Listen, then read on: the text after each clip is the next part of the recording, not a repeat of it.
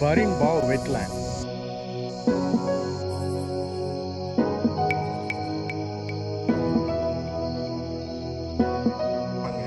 நீங்களே மலைச்சு போவீங்க.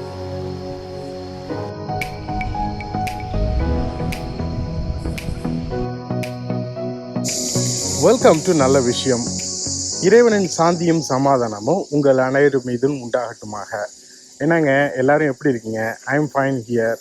இந்த வீடியோ போன வீடியோவோட தொடர்ச்சியாக ஆஸ்திரேலியா வனப்பகுதியில் ஒரு சைக்கிள் பயணம், அதோட பார்ட் 2 தான்.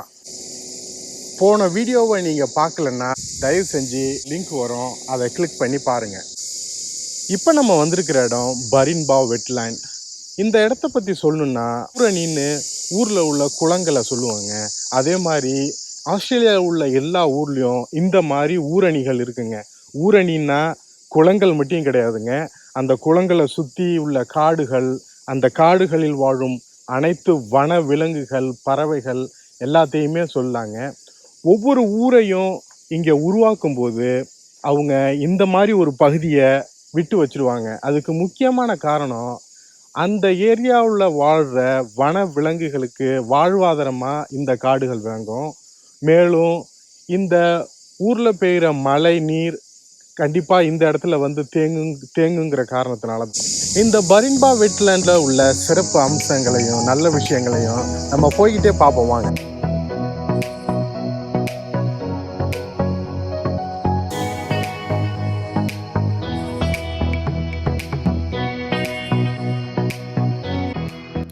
ஒரு ப்ராப்பர்ட்டியை உருவாக்கும் போது எப்படி school, college, hospital, train station, bus station இது எல்லாத்தையும் பக்கத்தில் இருக்கணும்னு எதிர்பார்த்து உருவாக்குவாங்களோ அதுபோல தாங்க இந்த வெட்லேண்ட்ஸ், ரெயின் ஃபாரஸ்ட் இதையும் பக்கத்துலேயே வச்சுருப்பாங்க.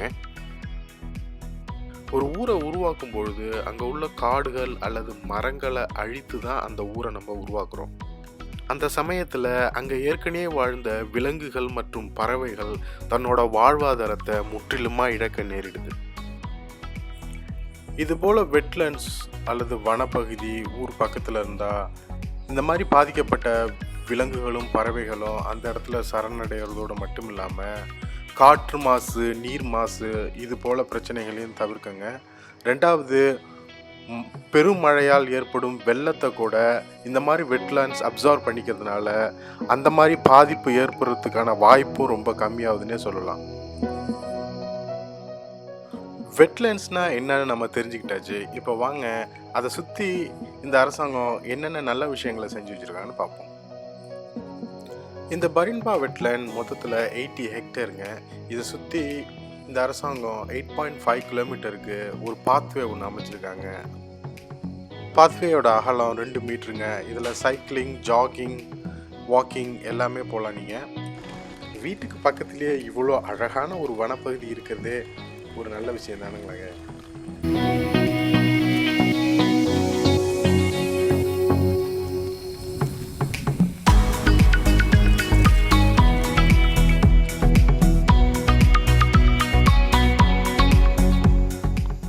இந்த பாத்வேல இது போல் 4 பாலங்கள் இருக்குங்க. இந்த பாலங்களுக்கு ஒரு சிறப்பு தன்மை இருக்குது. அது என்னன்னா, மழை நேரத்தில் அதிகமான நீர் வரத்து இந்த வெட்லேண்டை நோக்கி வரும்பொழுது ஒருவேளை இதில் அடைப்பு ஏற்பட்டால் இந்த பாலம் தானாகவே உடைஞ்சிருங்க. உடைஞ்சி அந்த அடைப்புனால வெள்ளப்பெருக்கு ஏற்படாமல் அதுலேருந்து பாதிப்பை குறைக்க இதை டிசைன் பண்ணியிருக்காங்க.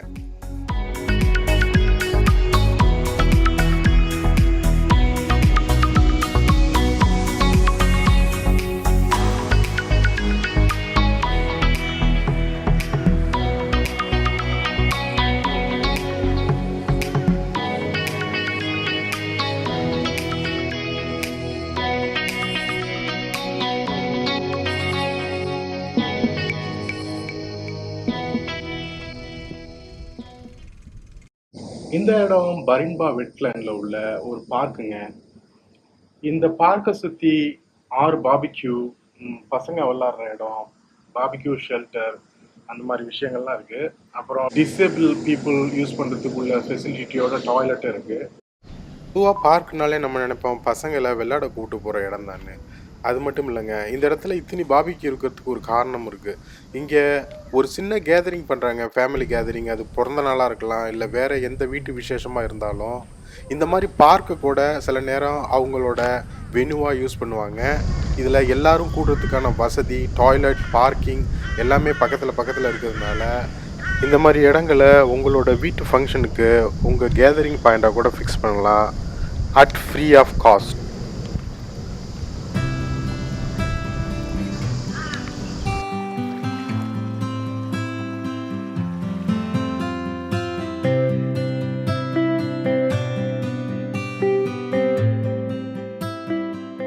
இந்த பரின்பா வெட்லாண்டில் உள்ள தனித்துவமான இந்த பறவையை பற்றி பார்ப்போம் வாங்க. இப்போ நீங்கள் பார்த்துட்டு இருக்கிறது த பெலிகன். இது தண்ணியில் வாழ்கிற பெரிய வகையான ஒரு பறவை. பொதுவாக இந்த பறவையை நம்ம வெளியில் பரவலாக பார்க்க முடியாது, ஆனால் இந்த இடத்துல இது இருக்கிறதுனால உங்களுக்கு இதை ஒரு நல்ல விஷயமா காட்டுறேன். இந்த பறவையை பற்றி சொல்லணுன்னா இது மேக்ஸிமம் 6 கிலோ வரைக்கும் வளரக்கூடிய பறவைங்க. மேலும் இதோட ரெக்கையோட நீளம், அதாவது விங் ஸ்பேன் 3.5 மீட்டர் வரைக்கும் வளருமா.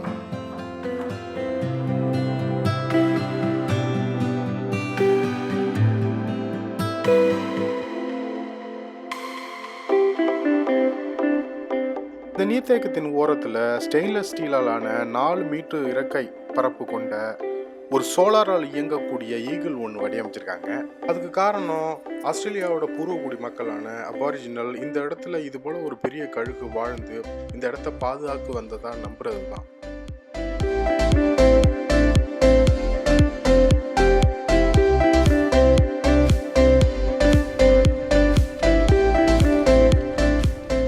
மீண்டும் இந்த காட்டு வழியில் நம்ம பயணத்தை தொடருவோம் வாங்க.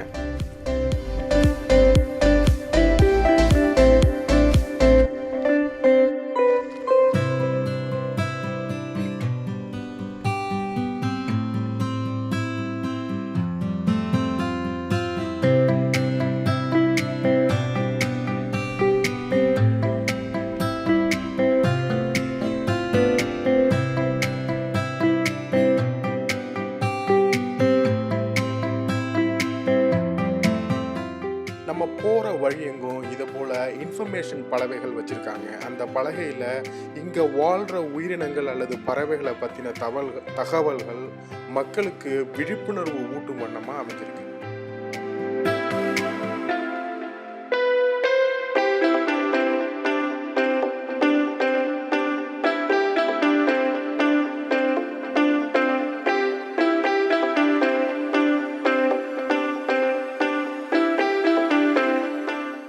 இங்கே உள்ள நீர்நிலைகளில் மீன்கள் நிறையவே இருக்குங்க. இருந்தாலும் இந்த மீன்களை பிடிக்க தடை விதிச்சிருக்காங்க. அதுக்கு முக்கியமான காரணம் இந்த மீன்கள் இந்த நீர்நிலையை சுத்தமாக வச்சுக்கிறதோட மட்டும் இல்லாமல் இங்கே வாழ்கிற உயிரினங்கள் பறவைகளுக்கோட உணவு சங்கிலியில் முக்கியமான இடம் பெறுறது தான். இந்த சைக்கிள் பயணத்தோட இறுதி கட்டத்துக்கு வந்தாச்சுங்க. இதில் நான் சொன்ன விஷயங்கள் மட்டும் இல்லாமல் இந்த இடத்தை நிர்வகிக்கிற ஊராட்சி பொதுமக்கள் பலனடையும் விதமாக ஏகப்பட்ட விஷயங்களை பண்ணிக்கிட்டு வருது. ஒவ்வொரு வாரமும் free fitness class, free yoga class, free community gathering, அதை போல் பல விஷயங்களை இந்த ஊராட்சி இந்த மக்களின் நலனுக்காக பண்ணி வருதுங்க.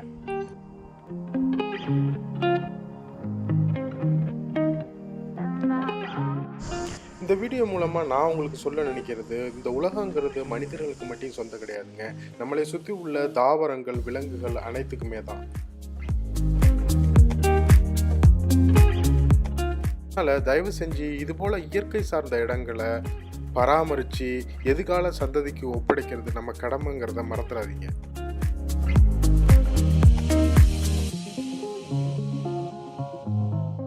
நீங்கள் புது சப்ஸ்கிரைபராக இருந்தால் please feel free to look around my channel.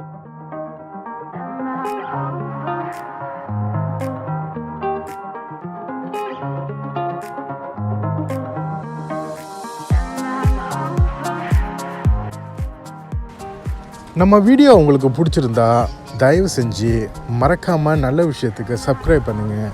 அப்படியே அந்த பெல் பட்டனே அமைக்கிடுங்க. மேலும் இந்த வீடியோ சம்பந்தமான உங்களோட கருத்துக்களை கமெண்ட் பாக்ஸில் பதிவிடுங்க.